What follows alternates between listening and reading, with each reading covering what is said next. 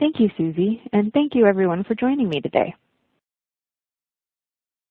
By the end of today's webinar, you should understand how to use the Bioanalyzer and Fragment Analyzer as a tool for library quality control, or QC, for estimating library shape and size.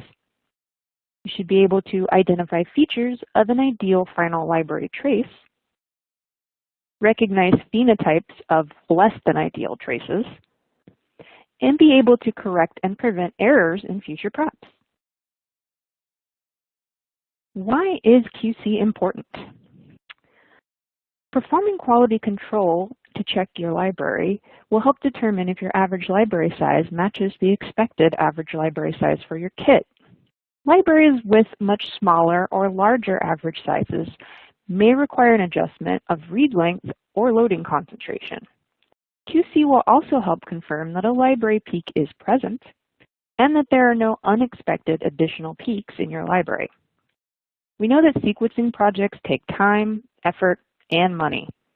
Library QC helps give us the most confidence in our library before sequencing. There are several instruments that may be used for library QC purposes. Listed here are a few of them. Today, we'll focus on the Bioanalyzer and Fragment Analyzer because these are the instruments used in Illumina labs to validate our library prep protocols. For the rest of this presentation, I may refer to only the Bioanalyzer for the sake of simplicity, but it's safe to assume what I say about the Bioanalyzer also applies to the Fragment Analyzer. Since we've thoroughly validated using the Bioanalyzer and the Fragment Analyzer, we recommend using either of these two instruments since we know what to expect from them. However, if you already have another QC instrument, then you can certainly use it. Different instruments may yield slightly different trace phenotypes than the Bioanalyzer and Fragment Analyzer. Since we have not validated these other platforms, please keep in mind that we may not know exactly what to expect the output to look like. However, if you have any questions at all about how your library traces look, we're happy to help and take a look at these.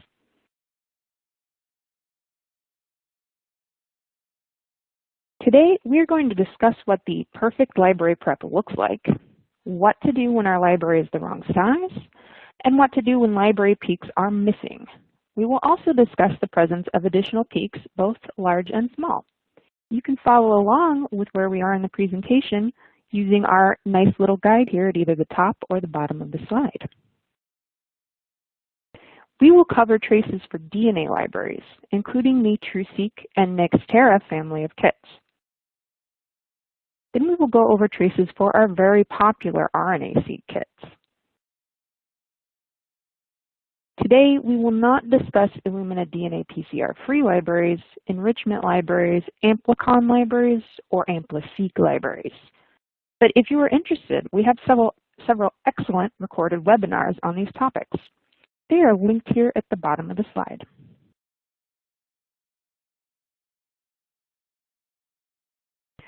We'll move relatively quickly to cover all the material here today. In each section, I'll discuss traces from each library prep kit type, so it will be helpful to understand the chemistry that each family of library prep kits uses before we jump in. The Illumina DNA library preparation kits can be separated into two families. First, the TruSeq DNA kits, including TruSeq DNA Nano and TruSeq DNA PCR-Free, use mechanical fragmentation, which is done via a Covaris sonicator. Then our full-length adapters are added via ligation. The Nextera family of kits, which includes the Illumina DNA Prep, formerly Nextera DNA Flex, use Tagmentation, which is a transposon-mediated simultaneous cutting and tagging, or tagmenting, of double-stranded DNA. Then our adapters are completed by PCR.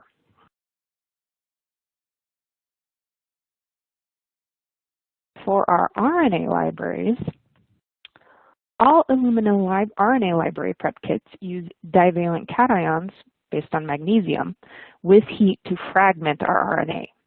Then our full-length adapters are added via ligation. Please note that there is no fragmentation step in TruSeq small RNA. as we don't want to fragment the already small RNAs. So keep these fragmentation and adapter addition differences in mind as we move through the library QC troubleshooting process.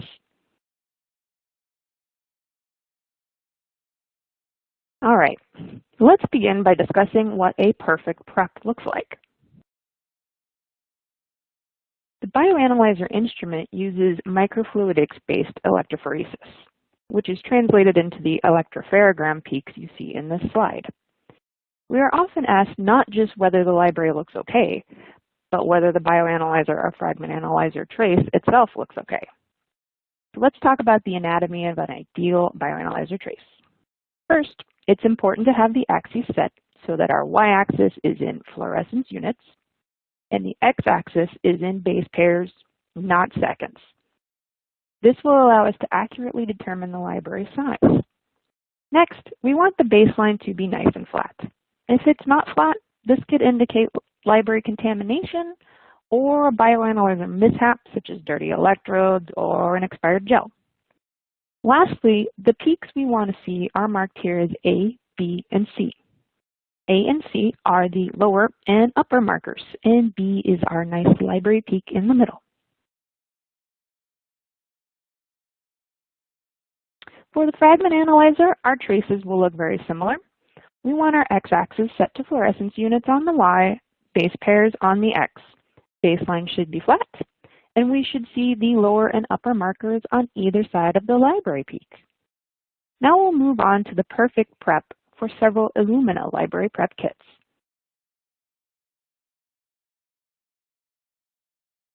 All right, let's talk about TruSeq DNA PCR-Free. This is similar to TruSeq DNA Nano, as in both workflows use our mechanical shearing to fragment the DNA. And there are two workflows with bead size selection for 350 base pairs or 550 base pair inserts. However, the final library traces will look much larger. You will see that these libraries appear at 1 kb and 5 kb. If you see this in your TruSeq PCR-Free library traces, there's actually no need to worry. This is what we expect, and it's perfectly normal. When these libraries are sequenced, our post-run analysis will show that these libraries are actually within their expected size range. So why is that? The TruSeq PCR-Free protocol uses forked adapters. Since there is no PCR step that then linearizes these adapters, this is our PCR-Free kit, they remain forked in the final libraries. The forked adapters cause the adapter ligated inserts to migrate more slowly on the gel, and as a result, they appear artificially larger than they actually are. So we will use our bioanalyzer as a confirmation of our size range and shape, rather than looking at the actual library size.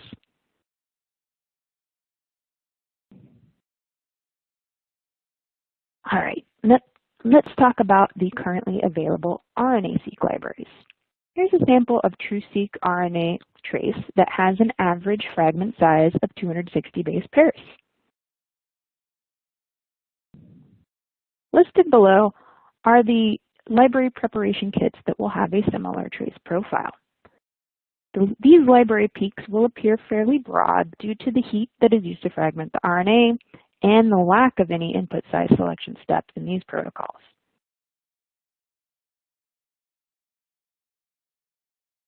Now let's talk about our newest RNA-Seq library prep kits, the Illumina stranded mRNA and total RNA with Ribo0 Plus. Here are example traces from the reference guides. The Illumina stranded mRNA libraries have an average size of between 300 and 400 base pairs. And total RNA libraries have a slightly larger size at 375 to 475 base pairs. Again, these peaks will appear fairly broad because we're also using heat to fragment the RNA, and we also don't use any input size selection steps in these protocols. Next, we have our TruSeq small RNA libraries. The TruSeq small RNA kit uses gel size selection to capture the small RNAs located between 145 and 155 base pairs. Before gel extraction, we may see many peaks in our bioanalyzer trace, which is quite normal. These small peaks are primers, primer dimers, or other amplified adapter dimers. Peaks larger than 155 base pairs are tRNA species and other large RNA species. After size selection, we will see one single peak, as shown here on the right. This peak will consist of the primary product, which is microRNA, at 145 to 150 base pairs. Depending on your input, you may see or may not see a secondary product, which contains pre-microRNAs and PI or PIWI interacting microRNA at 150 to 155 base pairs. Let's switch gears now and talk about the Nextera family of kits. This includes Nextera XT for small genome sequencing and Illumina DNA prep for a wide variety of genomes. Nextera XT libraries will have a distribution from 200 base pairs all the way up to 1,500 base pairs. These traces show two examples of a normal Nextera XT library. You notice that the peak on the left is rounded, while the one on the right is flat-topped. Nextera XT uses enzymatic fragmentation rather than physical shearing, and there is no size selection after that fragmentation step. This is what causes the library to be more broad than what we have seen with our other libraries so far. Nonetheless, both libraries seen here are okay to be sequenced.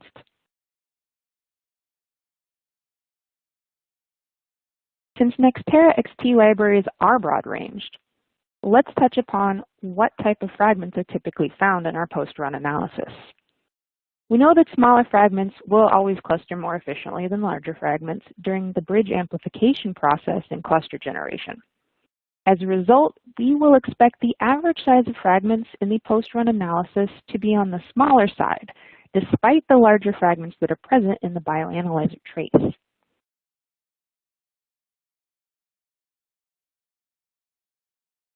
All right, now let's talk about our newest kit in the Nextera line, Illumina DNA Prep. Illumina DNA Prep libraries will tend to have a more uniform distribution and a smaller average fragment size than Nextera XT libraries. This is due to the double-sided bead selection step that occurs after PCR during the library prep. This produces a more uniform distribution of fragments with an average size of about 600 base pairs. For more information about this kit, please refer to the recorded webinar for which I've provided a link on this slide.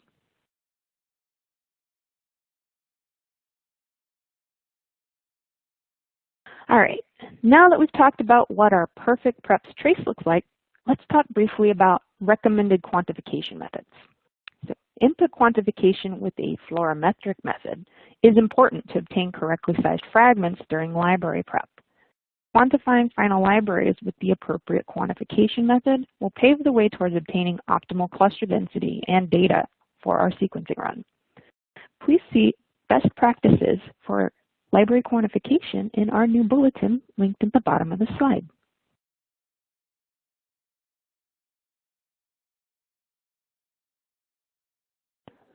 Different library quantification methods are preferred based on the library. qPCR is generally recommended for library types in which adapters are added by ligation and when the library distribution size is narrow. This includes Illumina library prep such as TruSeq DNA Nano. Fluorometric methods such as qBit are recommended when adapters are added enzymatically by PCR and when our library distribution size is fairly broad. This is recommended for Illumina library prep kits such as Nextera XT.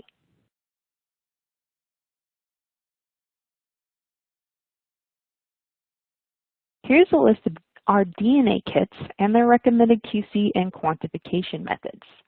This list was compiled from the Bulletin Library Quantification and Quality Control Quick Reference Guide, which is linked below this table. Here's a list of the RNA kits and their recommended QC and quantification methods, also from the same bulletin.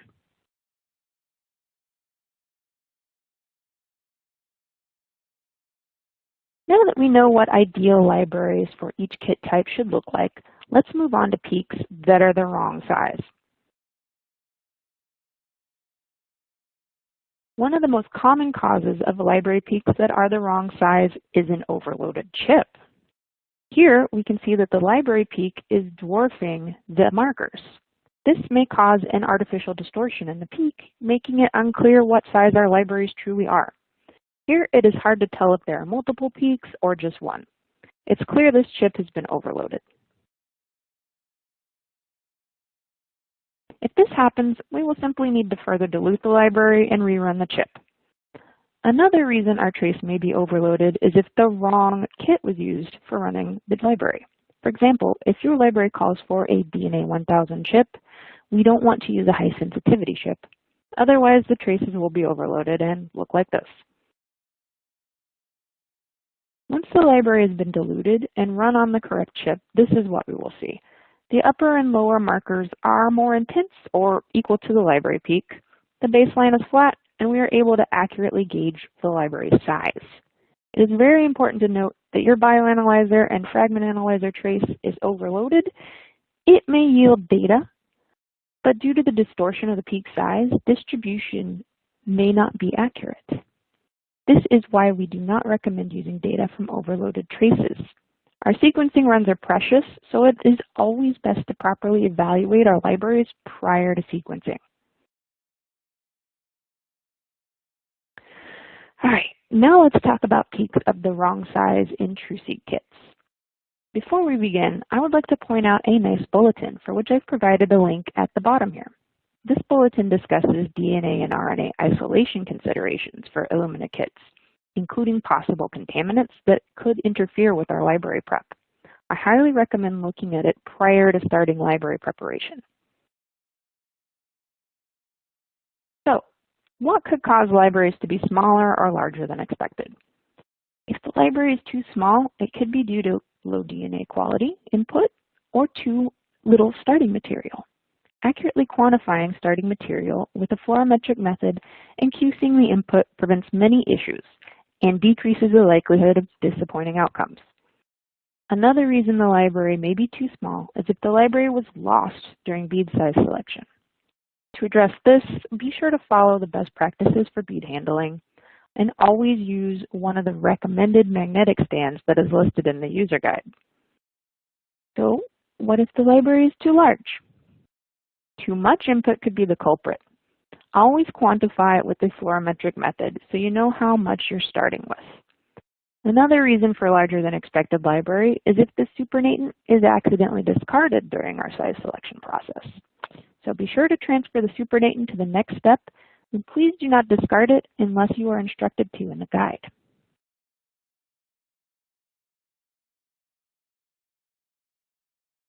There is a possibility of seeing smaller or larger than expected libraries with RNA preps for reasons similar to those we just discussed with respect to TruSeq DNA kits. In RNA-Seq preps, you may see smaller libraries than expected if input quality is poor and there is not enough of it. Keep in mind that TruSeq RNA and Illumina RNA kits have different input amounts and quality requirements, so please be sure to check the reference guide for each before starting. Another reason for shorter libraries is if the fragmentation incubation time is longer than recommended, which would cause the RNA to become overfragmented. If we are seeing larger than expected RNA libraries, too much input may have been used, or a fragmentation incubation shorter than recommended may increase the library size. For TruSeq RNA kits, if you are interested in modifying the fragmentation time, please see Appendix B of the TruSeq Stranded Total or TruSeq Stranded mRNA reference guides for instructions on how to modify that fragmentation step.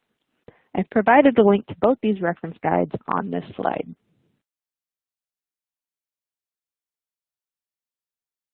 All right, now let's talk about Nextera XT libraries and what to do if the library is too small. Here we have our library and our size is 188 base pairs. This is a very short library. Nextera XT libraries are typically between 200 base pairs and 1 kilobase. Here are some possible causes for our small library. 1, degraded starting material was likely used. Please keep in mind Nextera XT requires high-quality DNA input. Here we have some example gels. If you have enough DNA, it's a good idea to at least run it on a gel to check the DNA quality. The one on the left shows intact DNA. It's a distinct single band, about 40 kilobases, and it looks like what you want to use for Nextera XT. If your DNA looks like the gel on the right, this smear indicates that the DNA is degraded. And we do not recommend proceeding with a Nextera XT prep if your input looks like this. You can also use a DNA chip on your bioanalyzer to assess DNA degradation. This does not mean you cannot sequence degraded DNA. However, it would be best to call us at tech support so we can help you find the most appropriate kit. Another possible reason the library is too small is that too little starting material is used. We recommend using a dye that specifically binds double-stranded DNA to accurately quantify your DNA input. We do not recommend using a spectrophotometer such as the nanodrop to quantify DNA and RNA. Nanodrop is handy for some things, such as determining input quality, and they're common in many labs, but they cannot distinguish between double-stranded DNA, single-stranded DNA, or RNA. Quantification can also be affected by protein contaminants. Overall, nanodrops are just not sensitive enough for needs in library preparation. Proper quantification of your input material is extremely important, and when you consider that the Nextera XT kit uses only 1 nanogram of starting DNA, if your quant isn't accurate, that's going to have a big impact on your outcome in your library prep. If you have enough material, it's good lab practice to quantify your starting material in triplicate, but only if you can. This applies to quantification of all input material for Illumina library prep kits. The last reason our library prep may be too small is if fragmentation was carried out for too long or at too high a temperature. It's good lab practice in general to calibrate your thermocycler, and it is also important to proceed to the stop tagmentation step immediately. The tagmentation enzyme is still active at 4C and room temperature, which is why we need the stop reaction and move on to the next step right away.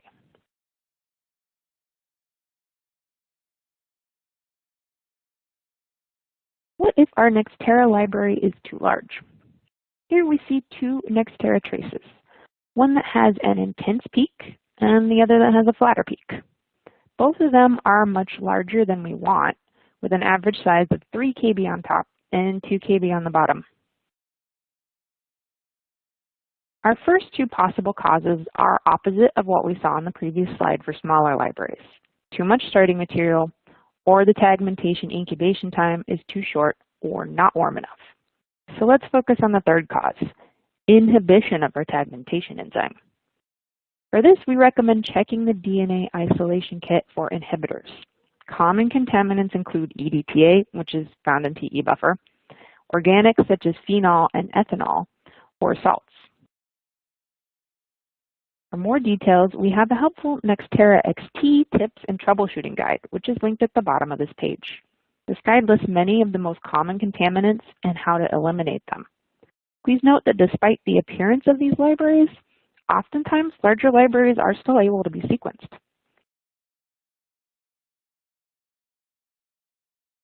Unless your sample peak is missing on a bioanalyzer trace, you are often still able to sequence the libraries. If we are missing library peaks, we will need to re-prep those libraries.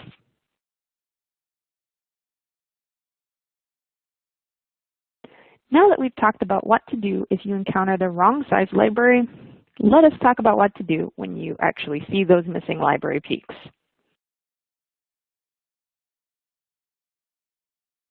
For TruSeq and Nextera libraries, a missing peak is a very sad situation.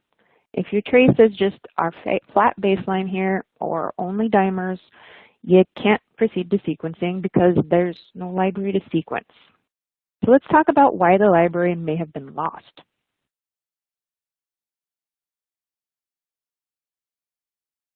For TruSeq DNA or RNA, low quality input or insufficient starting material may cause us to lose the library peak. Please follow best practices for bead cleanup and also be sure to use the correct validated magnetic stand. Anytime the thermocycler is heated above room temperature, It is important to heat the lid to 100 degrees Celsius to avoid evaporation. Failing to heat the lid may lead to sample loss. Also, incomplete fragmentation may cause library loss, so check the size distribution after fragmentation on the covirus for the DNA prep specifically. And finally, poor enzyme handling may result in no yield.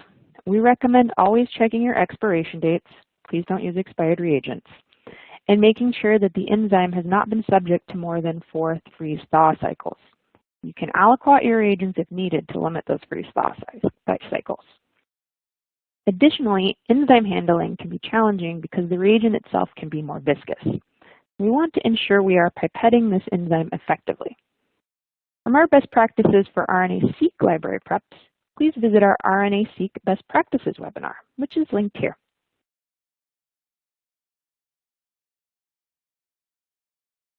So what if we see this on our TruSeq small RNA trace?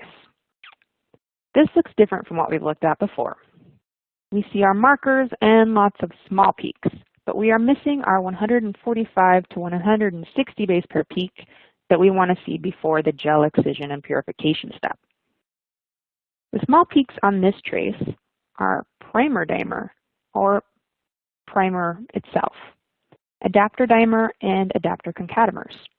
If this trace had peaks greater than or equal to 200 base pairs, this would likely be our tRNA or rRNA with our ligated adapters.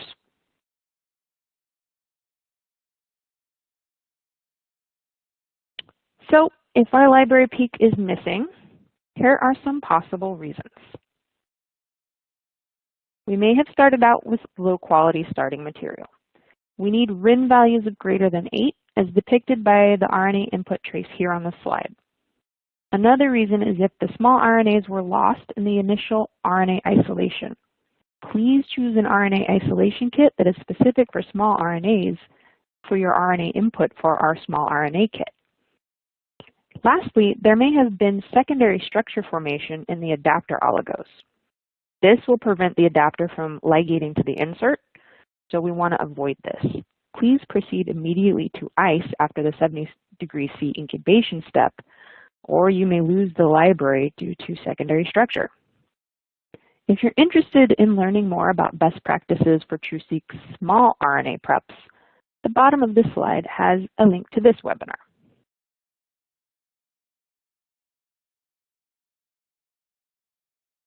All right, now let's move on to a missing peak for Nextera libraries. Again, low input quality or too little input may leave us without yield. So we always recommend to use high quality DNA input and always quantify with our fluorometric method. The sample could also be lost during bead cleanup. To fix this, follow our best practices for bead handling and always use our recommended magnetic stand for each protocol. Another possible cause is that the correct forward and reverse primers were not used during PCR. We recommend making sure that they are the right ones for your kit. Forward and reverse primers also have different colored caps to help us distinguish them from one another. So make sure you are using both forward and reverse when called for. Finally, poor enzyme handling can also result in no yield. We recommend, again, using unexpired reagents because Illumina cannot guarantee the performance of expired reagents. It's best to avoid excessive freeze-thaw cycles to preserve the integrity of those enzymes. Again, we recommend keeping your freeze-thaw cycles to no more than 4.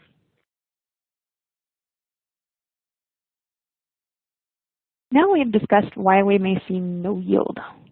Let's talk about additional large peaks we may see in our libraries.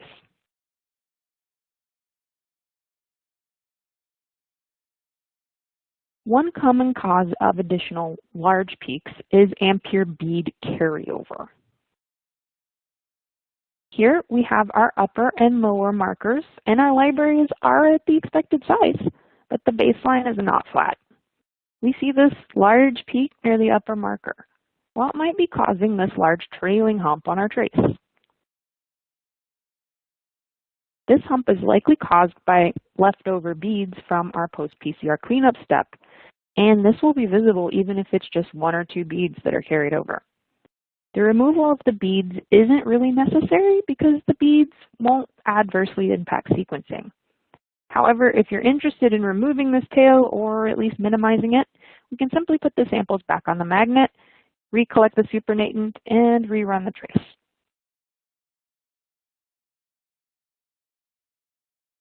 Another type of additional larger peak can be a byproduct of PCR, most commonly known as bubble product.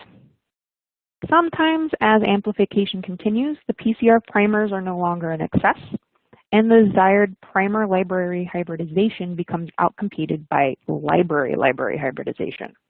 When two strands of a library anneal by their complementary adapter ends, the two strands will most likely have a different non-complementary insert that can't anneal. So this generates a bubble-like product, a partially open construct consisting of both double-stranded DNA at the adapters and our single-stranded DNA, which is going to be our non-partner inserts. When these products run on a bioanalyzer, the open insert region in the middle slows down migration. This creates the appearance of a peak that is artificially longer than the actual fragment length. This is kind of similar to our DNA PCR-Free kit that we just discussed. Bubble product may occur when using a higher than recommended amount of input or using a higher number of PCR cycles. The good news is that these libraries can still be sequenced because our libraries are denatured into single-stranded DNA prior to sequencing. This is going to remove the bubble appearance. Since the larger peak contains true sequenceable library that is just annealed to a different insert partner, the bubble peak needs to be taken into consideration during quantification though. We recommend using qPCR to most accurately quantify this product. We do not recommend using a bioanalyzer or qubit for quantification because these numbers are actually going to be inaccurate. Qubit's going to calculate the amount of double-stranded DNA, but here we've got single-stranded and double-stranded DNA present in our bubble product. To prevent this, we recommend decreasing the input amount or decreasing the number of PCR cycles. If you're concerned about the larger peak, you can also run some of your qPCR product on the bioanalyzer. Using qPCR is going to linearize the product by bringing the primers into excess again, and running this qPCR product on the bioanalyzer will likely show a shift to your expected primary product size.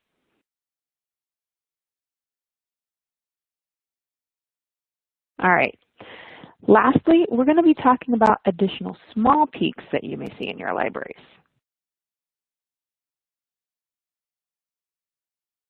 First, we'll discuss small peaks in TruSeq libraries, namely adapter dimers. This small adapter dimer peak will sequence and form clusters. The adapter can be removed from the data post-sequencing, but we recommend removing as much as possible as the adapters will take up a lot of real estate on the flow cell and will result in poor run quality. This is because shorter libraries cluster more efficiently, so this may cluster better than our true library. Removing adapter dimer is especially important when using patterned flow cells for sequencing. The NovaSeq, iSeq, HiSeq 3K, 4K, HiSeq X, and our new NextSeq 2000 all use patterned flow cells. With a patterned flow cell, we want to make sure adapter dimers make up less than 0.5% of the total library. It may be necessary to do an extra bead-based cleanup step if the adapter dimers are present. So, what causes adapter dimers and how do we avoid them? First, if we start out with not enough starting material, we may see adapter dimers. We can avoid this by, again, using our Fluorometric quantification method. Next, if there is ineffective and pure bead cleanup, to resolve this issue, we suggest following best practices and, again, using the recommended magnet. Third, if there is end repair, A-tailing, or ligation failure, we may see an increase in adapter dimers. To troubleshoot this, we recommend checking your reagent handling and storage because your reagents can be viscous. Also, ensure that your thermocycler is properly calibrated. Last possible cause is failing to heat inactivate after A-tailing. To make sure this does not happen, please do not forget to incubate at 70 degrees C after A-tailing to prevent adapter dimers.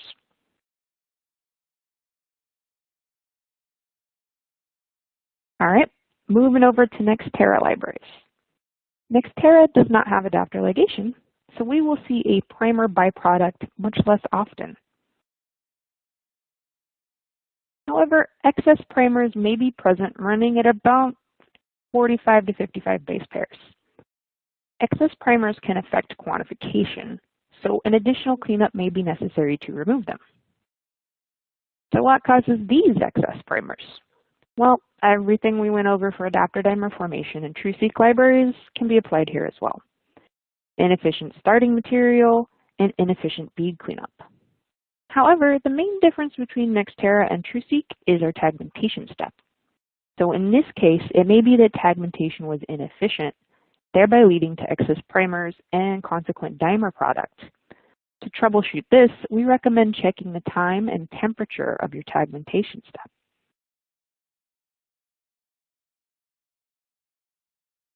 Now, let's summarize the topics we went over today with a list of our take-home points.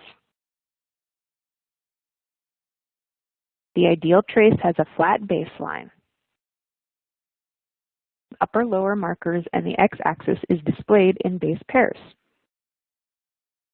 The wrong size peak may result from an overloaded bioanalyzer chip. The sample will appear larger than the markers. So we can fix this by diluting and rerunning our bioanalyzer trace. If the library is too big or too small, please look at your bead handling for TruSeq or Tagmentation for Nextera XT or Illumina DNA prep. The libraries that were referred to here in this section may require some adjustments to read length, but these can still be sequenced.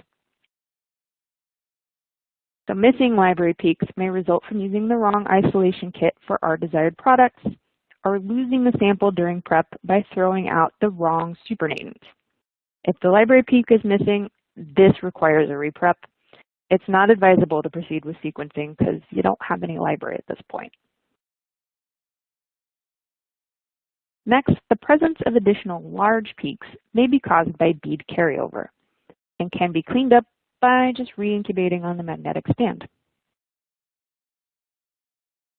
PCR artifacts, bubble products, can result from overamplification and can be sequenced, but must be considered during the quantification. Please be sure to quantify these with qPCR. Nevertheless, libraries with these large peak phenotypes can still be sequenced.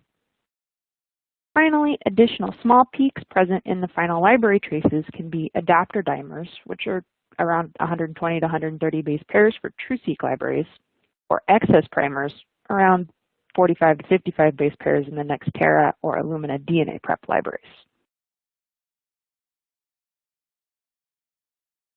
Here are some additional tips to keep in mind when it comes to library preparation.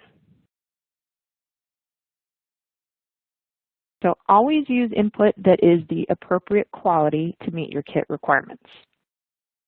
Quantify input using a fluorometric method and avoid the use of a spectrophotometer to quantify. Never use expired reagents or reagents that have been improperly stored. Avoid excessive freeze-thaw cycles, generally no more than 4. Again, you can aliquot your reagents if you won't be using all of the kit at once. If you ever have a question about any protocol or about your libraries, do not hesitate to reach out to tech support for any help or advice. Here are some additional resources you may find helpful. Below, there's also a link to all of our recorded webinars. The ones listed here are the most applicable for the libraries we've discussed today. This includes our RNA sequencing libraries, small RNA-Seq, Nextera XT, Illumina DNA prep, and some general amplicon and metagenomics-based sequencing.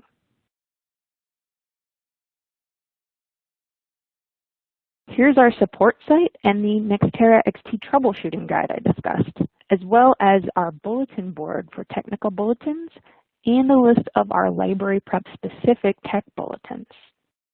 Remember, you can always click these and follow the link directly to the bulletin. I've also provided a link to some training videos that contain some helpful information about our kits. Training videos range from 15 to 30 minutes.